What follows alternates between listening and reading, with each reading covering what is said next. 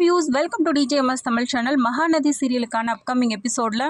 சாரதா கடைக்கு போயிட்டு வந்ததுனால ட்ரெஸ்லாம் எடுத்துட்டு வந்து தம்பி இது உங்களுக்கு தான் அப்படின்னு சொல்லிட்டு குமரன் கிட்ட காட்டுறாங்க. குமரா நாளைக்கு கடை லீவு தானே அப்படின்னு சொல்லிட்டு பாட்டிமா கேட்கறத பார்த்த குமரன் உடனே கங்காவை பார்க்க யமுனாவும் மாமா உங்களை தானே கேட்டாங்க பாட்டி எதுக்காக அக்காவை பாக்குறீங்கன்னு சொல்லிட்டு கேட்க இல்ல பாட்டி நான் வரல அப்படின்னு சொல்லிட்டு கங்காவும் சொல்ல வாக்கா எல்லாருமே போனா தானே நல்லா இருக்கும் அப்படின்னு சொல்லிட்டு யமுனாவும் கூப்பிட்டா இன்னொரு பக்கம் பாட்டியும் ஆமா கங்கா ஏன் இது மாதிரி பண்ற எல்லாரும் போனா தானே நல்லா இருக்கும் அன்னைக்கு உன்னோட தாலி பிரிச்சு கோக்கிற ஃபங்க்ஷனுக்கே உடம்பு சரியில்லைனாலும் வந்தா உனக்காக அப்படின்னு சொல்லிட்டு சொல்ல பாட்டி அதுக்காக இப்ப என்ன பண்ண சொல்றீங்க என்னால அங்க வந்து அசிங்கப்பட்டு நிக்க முடியாது அப்படின்னு சொல்றதை கேட்ட குமரன் பரவாயில்ல கங்கா நீ வேணா போயிட்டு வா நான் வராம இருக்கேன் நான் போய் கடையை பாத்துக்கிறேன்னு சொல்லிட்டு சொல்ல அதெல்லாம் ஒன்றும் தேவையில்லைங்க நாங்க போறது இல்லை அப்படின்னு சொல்றதை கேட்ட சாரதாவும் பரவாயில்ல வராதவங்கள எதுக்காக கம்பல் பண்ணலாம் அப்படின்னு சொல்லிடுறாங்க. ஒரு பக்கம் தாத்தா பாட்டி ராதா விஜய் இவங்க 4 பேரும் உட்கார்ந்து பேசுற தருணத்துல யாரெல்லாம் தாத்தா கூப்பிட்டுருக்கீங்க ரொம்ப நிறைய பேரை கூப்பிட்டுருக்கீங்களா அப்படின்னு கேட்க இல்ல ஏற்கனவே கூப்பிட்ட ஆளுங்களை மட்டும் தாண்டா கூப்பிட்டுருக்கோம் அப்படின்னு சொல்லிட்டு சொல்ல எப்படி தாத்தா யாரை கூப்பிடணும் அப்படின்னு கேட்க நம்ம ஏற்கனவே சொல்லுவோம்ல அந்த கேட்டரிங் கிட்டே நானே சொல்லிடுறேன் அப்படின்னு சொல்லிட்டு தாத்தா சொன்னதை கேட்ட விஜயும் அப்ப எனக்கு எதுவும் வேலை இல்லை அப்படின்னு சொல்லிட்டு கேட்க விஜய் நீ மாப்பிள்ள மாதிரி ஜம்முன்னு வந்து நின்னா போதும் அப்படின்னு சொல்ல விஜயும் சிரிக்க நீ இது மாதிரி சிரிச்சிட்டு இருக்கிறதாண்டா எனக்கு ரொம்ப பிடிச்சிருக்கு அப்படின்னு தாத்தாவும் சொல்றதை கேட்ட ராதா சொல்றாங்க நான் ஒன்று சொல்லட்டுமா விஜய் மேல காட்டுற அக்கறை கொஞ்சம் கூட உங்களுக்கு அஜய் மேல இல்லையேப்பா நான் இதை பல தடவை சொல்லிட்டேன் இருந்தாலும் எனக்கு வருத்தமா இருந்தது அதனால தான் திரும்பவும் சொன்னேன் அப்படின்னு சொல்றதை கேட்ட தாத்தாவும் என்ன பண்றது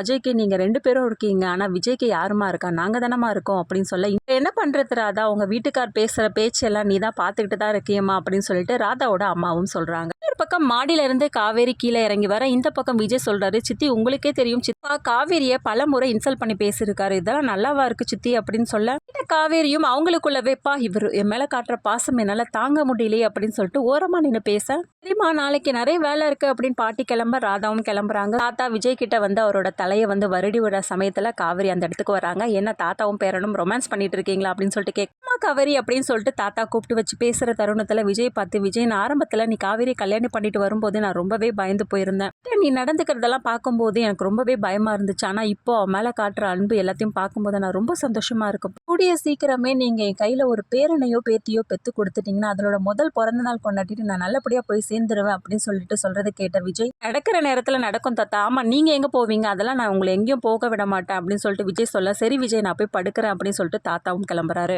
2 பேரும் அடிக்கடி சண்டை போடுறத பார்த்து தாத்தாவோட மனசு கஷ்டப்படுதே அப்படின்னு சொல்லிட்டு தான் நானும் இப்ப அன்பா இருக்க மாதிரி இருக்கு ஆனா தாத்தா இத மாதிரி சொல்லிட்டு போறாரு அப்படின்னு சொல்லிட்டு விஜய் சொல்றதை கேட்ட காவேரியும் அமைதியா நிக்கிறாங்க. ரூமுக்கு போன காவேரி விஜய் பார்த்து என்ன பண்றீங்க அப்படின்னு சொல்லிட்டு கேட்க நாளைக்கு ஃபங்க்ஷன் இல்ல நாளைக்கு தேவையான எல்லாத்தையும் இப்பவே எடுத்து வச்சுட்டா நாளைக்கு கொஞ்சம் மைண்ட் ஃப்ரீயா இருக்கும் அப்படின்னு சொல்லிட்டு சொல்ல நாளைக்கு தேவையானதை இன்னைக்கே எடுத்து வச்சிட்டீங்களா உங்களுக்கு ஃப்ரீயா இருக்கும் அப்படித்தானே அப்ப எதுக்கு நீங்க அப்படி பண்றீங்க இப்பவே நைட்டே குளிச்சுட்டு ட்ரெஸ் எல்லாம் மாத்திக்கிட்டு தூங்கி எழுந்துருங்க இன்னும் ஈஸியா இருக்குமே அப்படின்னு சொல்லிட்டு சொல்ல உடனே என்ன கிண்டல் பண்றியா அப்படின்னு சொல்லிட்டு விஜயும் கேட்க அங்க எதுக்குங்க இந்த தாலி பிரிச்சு கோக்குற ஃபங்க்ஷன் அப்படின்னு சொல்லிட்டு காவேரியும் கேட்க நீ கயிறு போட்டு இருந்தது எனக்கே ஒரு மாதிரியா இருந்தது அதனால தான் இந்த ஃபங்க்ஷனுக்கு ஏற்பாடு பண்ண அப்படின்னு சொல்றது மட்டும் இல்லாம ஃபங்க்ஷன் வைக்கும் போது எங்க தாத்தா பாட்டிலாம் ரொம்பவே சந்தோஷப்படுவாங்க அப்படின்னு சொல்லிட்டு விஜய் சொல்றதை கேட்ட காவேரி அங்க உங்க குடும்பத்துல உள்ளவங்க மட்டும் சந்தோஷமா இருக்கணும்னு சொல்லிட்டு தான் நீங்க யோசிக்கிறீங்க எங்க சைட்ல என்னைக்காவது ஒரு தடவை வந்து சந்தோஷமா பேசிருக்கீங்களா எங்க குடும்பத்துல உள்ளவங்க கிட்ட அப்படின்னு சொல்லிட்டு காவேரியும் கேட்க ரொம்ப பேசுற மூச்சு வாங்க போகுது இந்த தண்ணி குடி அப்படின்னு சொல்லிட்டு விஜயும் தண்ணி எடுத்து கொடுக்க